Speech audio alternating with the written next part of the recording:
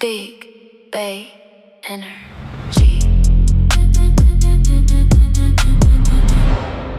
Big Bay Energy. You know it's serious when Forex Bay on the charts.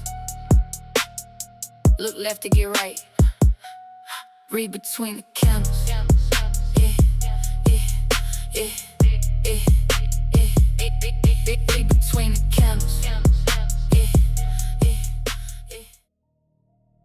What's up, everybody, and welcome back to Read Between the Candles. I'm Chanel Hill, aka Forex Bay. This is your daily recap where we break down what happened in the market today, as well as prepare for the next trading session.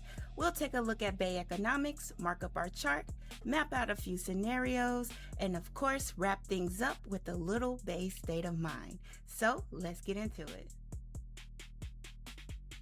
All right, Bays, let's talk about what moved the money today. The biggest event was ECB President Christine Lagarde's speech. She acknowledged that inflation is moving closer to the ECB's 2% target, but emphasized that future policy decisions will remain data dependent. In other words, the ECB isn't committing to a specific path.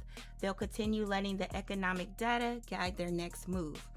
With no major U.S. reports today, traders spent most of the session listening for clues about the direction of interest rates in Europe and what could that mean for the global economy. So what's the takeaway? Central banks are becoming more confident that inflation is cooling, but they're still not ready to let their guard down.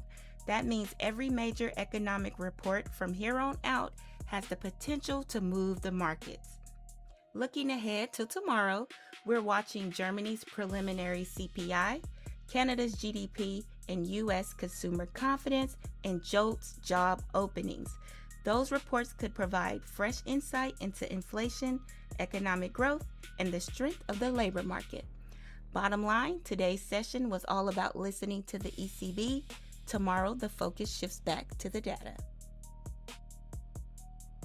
All right, let's read between the candles. Starting with the weekly chart, the bigger picture hasn't changed. Gold is still trading beneath major resistance and sellers remain in control. This week's candle is still holding above our long-term support zone around 4,002, but buyers haven't shown enough strength to shift the overall trend. As long as price stays below the higher resistance levels, the weekly bias remains bearish. Moving down to the daily chart, today's session pushed price lower and brought us right back into the major demand area around 4,002. This is an important level because buyers have stepped in here before.